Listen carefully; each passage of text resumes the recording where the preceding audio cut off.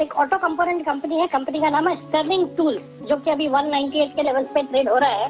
ये एक leading manufacturer है, हाई टेंसाइल फास्टनर्स बनाने वाली कंपनी है। ये जितने भी भारत में ओईएम्स है, जैसे मारुति, टाटा, M&M, हीरो मोटो, अशोक लेलैंड, फिएट, डाइमलर, सबको कैटर करती है।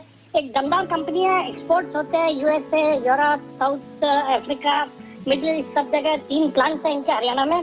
बाकी फंडामेंटली एक सॉलिड कंपनी है। और दिसंबर क्वार्टर में बेहद ही दमदार इसके नतीजे थे। 11 करोड़ का पैट डिक्लेयर किया वर्सेस 4 करोड़ YOY। पिछले साल दिसंबर क्वार्टर में 4 करोड़ का प्रॉफिट था। अभी इसके नतीजे आए नहीं है, नतीजे आने बाकी। मैं एक्सपेक्ट कर रहा हूँ कि दमदार नतीजे होंगे। जैसे हमने परसों मैंने मतलब फ्राइडे को मैंने बंधार टेक्नोलॉजी, जो कि ऑटो कंपोनेंट कंपनी है, उसको रिकमेंड करा था। और मेरे बात करने के थोड़ी देर बाद नतीजे बेहद दमदार थे। स्टॉक में जबरदस्त उछाल देखने को मिला। वैसा ही कुछ इस स्टॉक में भी मुझे लगता है रिजल्ट के एंटिसिपेशन में या रिजल्ट तक अच्छी तेजी बननी चाहिए। DII इसकी अच्छी खासी 8% हिस्सेदारी है। L&T mutual fund, IDFC mutual fund के पास भी ये स्टॉक है। तो इस स्टॉक में करंट लेवल्स में खरीदारी करने की सलाह है। टारगेट रहेगा 220 का शॉर्ट टर्म में, स्टॉप लॉस 190।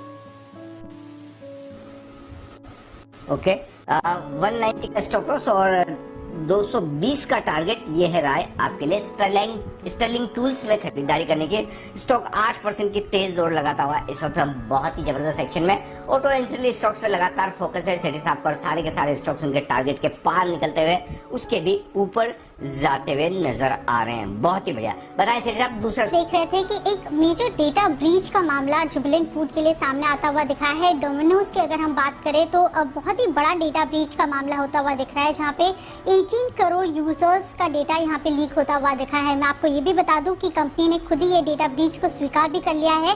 और साथ ही कंपनी का ये कहना है कि जितने भी उनके यूजर्स हैं, उनके जो नाम है, साथ ही ईमेल आईडीज हैं, ये जो डेटा है ये लीक होता हुआ दिखा है। सबसे पॉजिटिव बात ये है कि इनके कोई भी फाइनेंशियल डेटा लीक होते हुए नहीं दिखे हैं। ना तो कंपनी की फाइनेंशियल डेटा लीक हुए और ना ही जो यूजर्स होते हैं उनके भी कोई भी फाइनेंशियल डेटा लीक होते हुए नहीं दिखे। लेकिन अब देखिए, एक बड़ा खतरा का मामला यहाँ पे सामने इसलिए आता हुआ दिख रहा है क्योंकि जो लोग हैं वो यूजर्स के नंबर उसमें डाल के जो जितने भी लोकेशन होते हैं वो फाइंड करते हुए दिख रहे हैं। तो स्पाई के जो मामले हैं वो बाहर आते हुए दिख रहे हैं, और ये एक बड़ा खतरा का मामला आता हुआ दिख रहा है। ये कंपनी के कंसर्न सबसे ज्यादा हैं।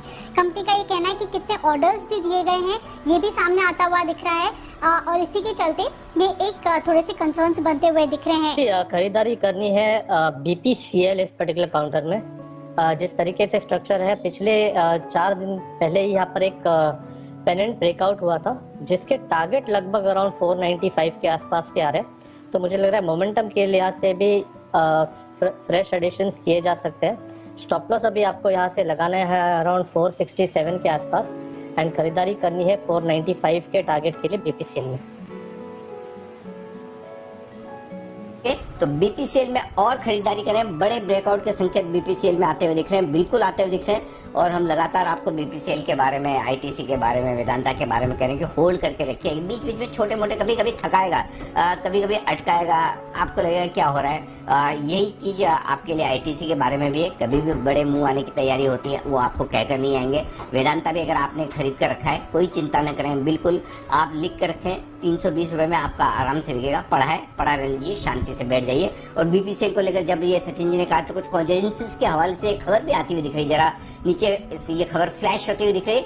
सरकार BPCL के लिए सितंबर अंत तक बोलियां मंगवाएगी। बिल्कुल ये वही खबर है जो परसों हमने आपको दी थी शुक्रवार को, कि हमारे हिसाब से जुलाई के अंत तक बोलियां आनी चाहिए। और फाइनेंशियल बिड्स और शिपिंग कॉर्पोरेशन के लिए भी सितंबर तक। तो हमारी जो खबर है वही कोजेंसिस भी आज आपको बता रहा है, जो हमने शुक्रवार को आपको बताई थी। आपको याद होगा, चेतन बुटानी हमारे संवाददाता जुड़े थे, उनका ये कहना था कि जुलाई के अंत तक फाइनेंशियल बिड आने की संभावना है। एग्जैक्टली वही खबर आपके सामने आती दिख रही है। जुलाई के बजाय कोजेंसिस का अंदाजा सितंबर तक का है, हमारा अंदाजा है जुलाई के अंत तक का। तो लगभग वही जुलाई सितंबर जो भी अगस्त बीच में पड़ता है तो देख लें। लेकिन आने की तैयारी में है।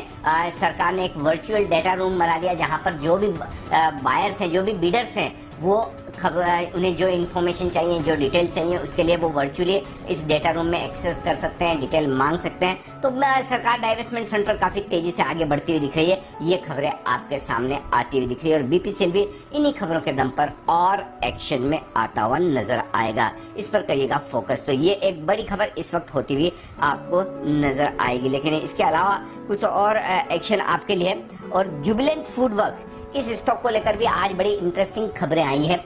ये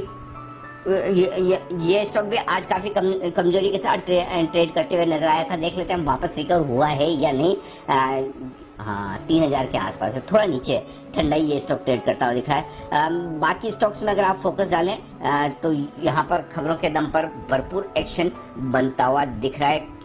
फ्यूचर्स के स्टॉक्स जहाँ पर आज नतीजे आने वाले हैं, एक बार उन पर फोकस कर लिया जाए। और नतीजों के लिहाज से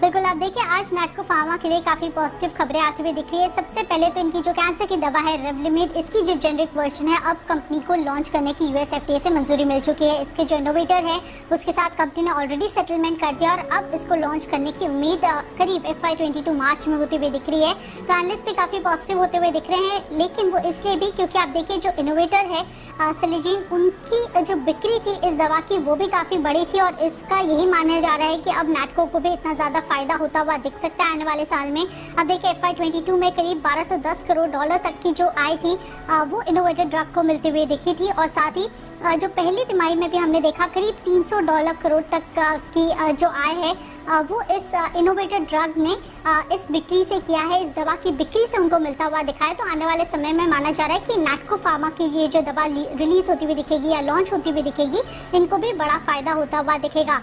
साथ ही माना जा रहा है कि इस दवा के लॉन्च के साथ आने वाले समय में इनका जो कंट्रीब्यूशन इस दवा का वो काफी ज्यादा बढ़ सकता है। इसकी रीरेटिंग भी होने की संभावना है।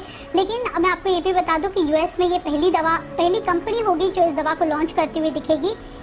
इसके 180 डेज के बाद जो दूसरी कंपनीज है वो इस दवा को लॉन्च कर पाएगी, लेकिन ये मार्केट को पता था, तो इसके चलते बाजार बहुत ज्यादा रिएक्ट करता हुआ नहीं दिख रहा है। केवल इस बात से रिएक्ट कर रहा है कि इसको यूएस एफडीए से मंजूरी मिल चुकी है और अब ये लॉन्च करती हुई दिखेगी। दूसरी बड़ी बात ये भी है कि कंपनी को किडनी और जो लीवर ट्रांसप्लांट की दवा है उसको यूएस एफडीए से मंजूरी मिल चुकी है। तो इसके पार्टनर के साथ अब कंपनी इस दवा को भी लॉन्च करती हुई दिखेगी। इसके साथ ही कंपनी की जो कोविड की दवा है मोल्नुपेरेविर कैप्सूल्स, इसके स्टेज 3 या क्लिनिकल ट्रायल्स जो 3 होते हैं, फाइनल क्लिनिकल ट्रायल्स अब ये शुरू हो चुके हैं। तो आने वाले समय में इसकी भी लॉन्च की योजना बनती हुई दिख रही है। तो बहुत सारी मेडिसिन हैं जो कि अभी पाइपलाइन में है, लॉन्च होने वाली है और इससे बड़ा फायदा होता हुआ दिखेगा। यही नहीं, अगर आप पिछले 1 महीने में देखें तो नैटको फार्मा के लिए एक और पॉजिटिव खबर आती हुई दिख रही थी। ब्लैक फंगस बनाने की जो दवा है उसके लिए भी नैटको फार्मा को मंजूरी मिल चुकी थी। करीब 6 ऐसी कंपनीज हैं जिनको मंजूरी मिली थी, जिसमें नैटको फार्मा एक है। और इसके चलते भी हमने देखा था पिछले 1 महीने में काफी अच्छा रनअप नैटको फार्मा में हो चुका था। लेकिन आज ही की ट्रेडिंग सेशन में हम देख रहे हैं ये कैंसर की दवा के चलते करीब 10 से 12% तक के गेन्स इस स्टॉक ने बताए हैं। ओके, तो ये है आपके लिए नैटको फार्मा में पूरा का पूरा विश्लेषण। आइए बढ़ते हैं आगे और अब वक्त है आपको मुलाकात करवाने का एक खास मैनेजमेंट से, container corporation of India, Concor. ये स्टॉक है आज सुर्खियों में।